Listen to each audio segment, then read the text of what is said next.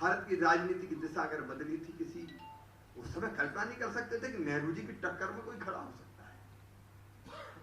कांग्रेस की विरोध की कल्पना ही बड़ी कठिन थी। तब प्रखर राष्ट्रवाद की ध्वजा पताका लेकर बड़े थे अटल बिहारी वाजपेयी। उनके भाषण ऐसे होते थे कि अपार जन समुद्र उमड़ता था। उस समय कोई वाहन साधन का इंतजाम नहीं होता था, केवल माइक से अनाउंस हो गया, तांगे पे बंधा एक चोंगा, बहनों और भाइयों आज शाम को 7 बजे लाल बत्ती चौराहे पे बुधवारे में अटल जी की सभा।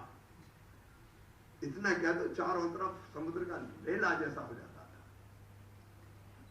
और कट्टर से कट्टर जनसंघ का विरोधी भी उनका भाषण सुनने जाता था। अरे खां क्या बात करती है, वोट ना दें लेकिन सुनेंगे जरूर। मूंगफली के ठेले से मूंगफली खरीदी और बैठे छील के खाते जा रहे। वाह क्या बात, ऐसा मनमोहक व्यक्तित्व। राज जी ने कहा जब भारत संकट में आया, जब हमारा पाकिस्तान के साथ युद्ध हुआ 1971 में, तो बिना झिझक पूरी ताकत के साथ तत्कालीन प्रधानमंत्री इंदिरा जी के साथ खड़े थे। क्योंकि देश महत्वपूर्ण है दल से। जब जब देश पर संकट आया, कार्यकर्ता मित्रों में बताना चाहूंगा, संयुक्त राष्ट्र संघ में कांग्रेस की सरकार थी, केंद्र में। संयुक्त राष्ट्र संघ में भारत के प्रतिनिधिमंडल का नेतृत्व कौन करेगा?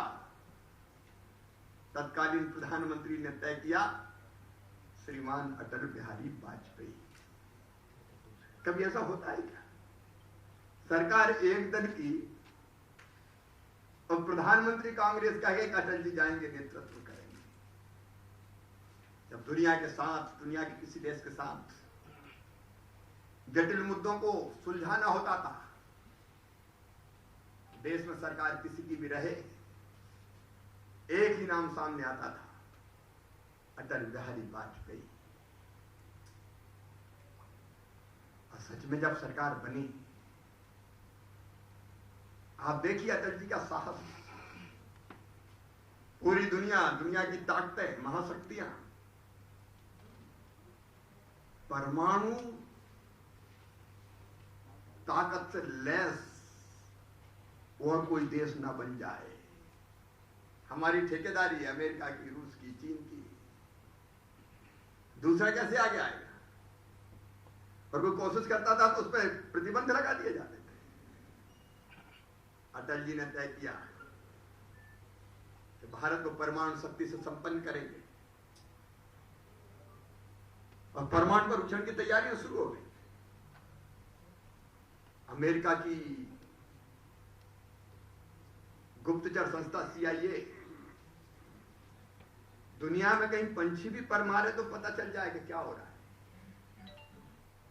उपग्रहों से पता लगा लेते थे कहां कौन सी गतिविधियां चल रही है। उपग्रह घूमते रह गए, CIA देखती रह गई, और पोखरण में परमाणु विस्फोट पर परमाणु परीक्षण हो गया। दुनिया अचंभित रह गई, क्योंकि अटल जी ने, भारतीय जनसंघ ने परमाणु बनाने की का संकल्प अपना बहुत पहले व्यक्त किया था। देश को कमजोर नहीं रहने देंगे।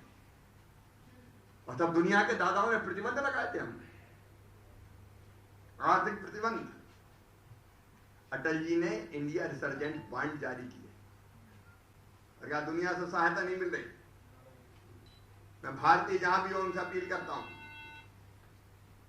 रिसर्जेंट इंडिया बॉन्ड में पैसा लगाए। देखते ही देखते धन की बरसात होने लगी। अटल जी जितने नम्र थे, देश की सुरक्षा और देशभक्ति के मामले में उतनी कठोर थे। वो दुनिया के दादाओं के सामने झुके नहीं, और अंत में सबको आर्थिक प्रतिबंध हटाने पड़े। संयुक्त राष्ट्र संघ में भाषण देना था,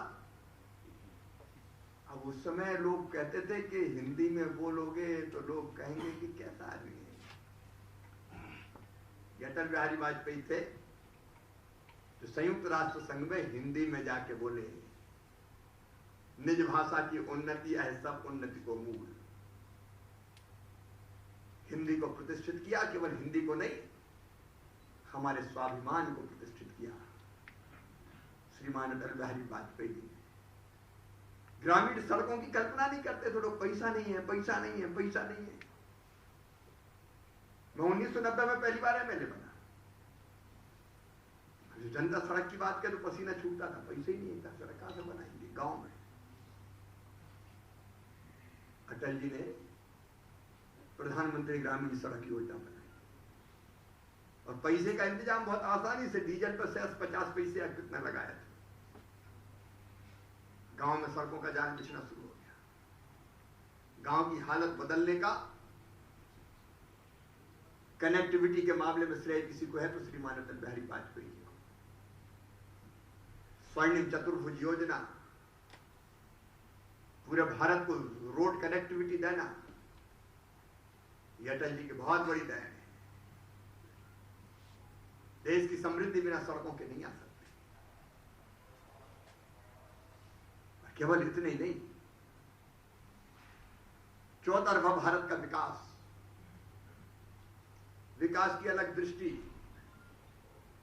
विकास की अलग दिशा और उसके लिए अर्थ की व्यवस्था सब अटल जी ने की। देश का बदलना सही मायनों में हुआ अटल जी के प्रधानमंत्री बनने के बाद। सिद्धांतों से कभी उन्होंने समझौता नहीं किया। मानवीय गुणों से तो वो ऐसे भरे थे। मुझे दो छोटी घटनाएं, उनकी जगह मैं सांसद बना क्योंकि लखनऊ ने अपने पास रखी विदिशा मिलाचा, उन्हें बड़ा फेयर फैसला किया। उन्होंने कहा था भाई 2 जगह से लड़ रहा हूं, जहां से ज्यादा वोट से जीतूंगा वो सीट रखूंगा। मतलब लखनऊ से ज्यादा प्यार विदिशा से नहीं, ऐसी बात नहीं थी। जहां से ज्यादा वोटों से जीतूंगा वो रखूंगा, सिद्धांत। अब विदिशा से जीते वो 1,04,000 से, और लखनऊ से जीते वो 1,14,000, 12,000, 14,000।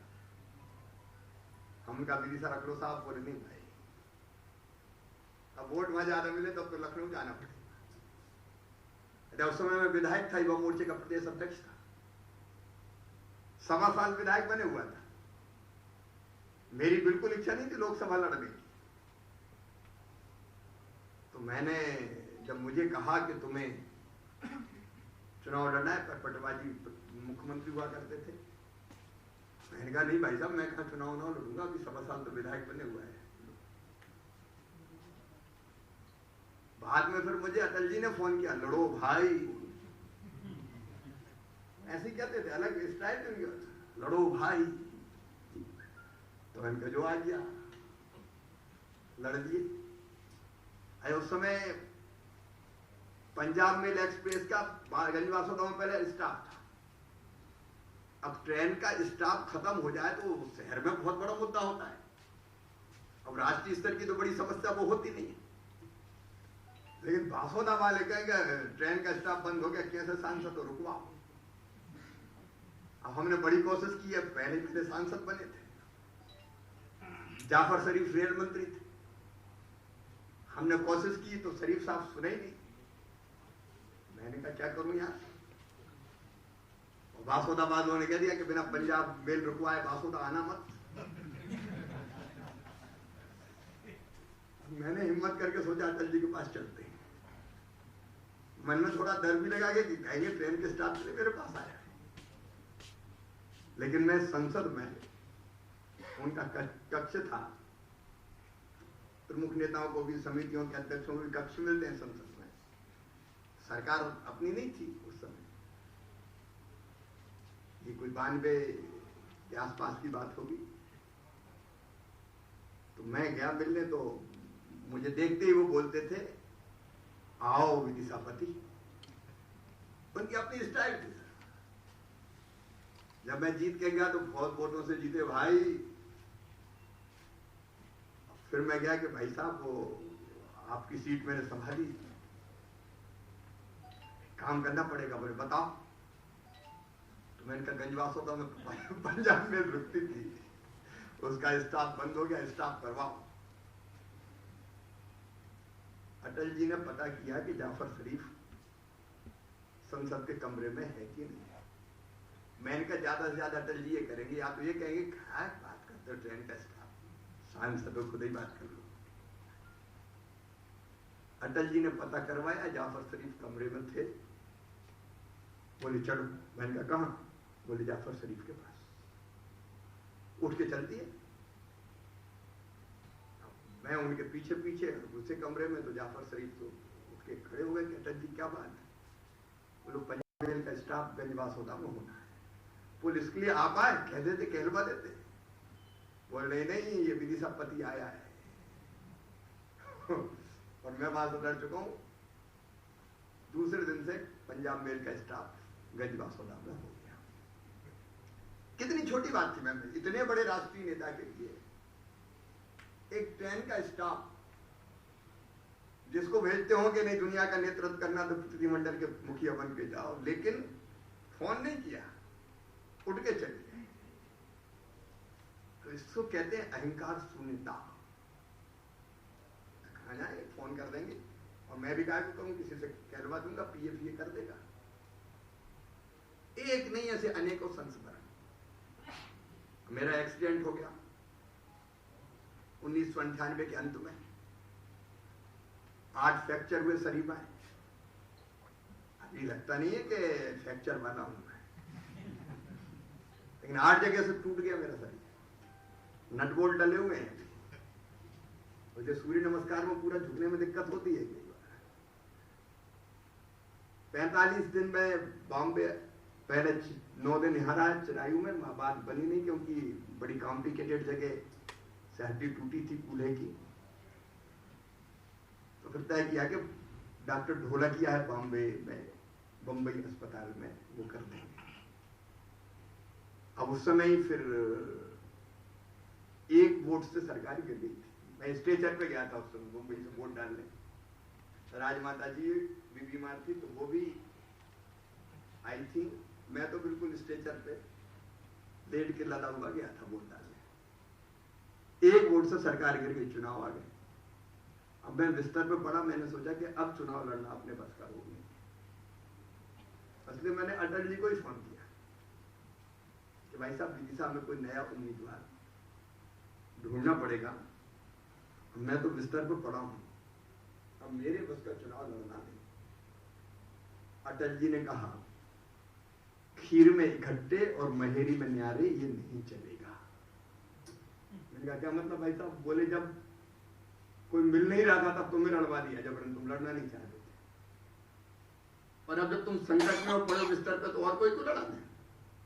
ये नहीं हो सकता, तुम बिस्तर से चुनाव जीतोगे शिवराज, तुम ही लड़ोगे। ये अटल बिहारी बात है। अगर मैं सुनाऊं तो शायद दिन भर पूरा हो जाएगा। आज उनके चरणों में हम श्रद्धा की सुमन अर्पित करते हैं।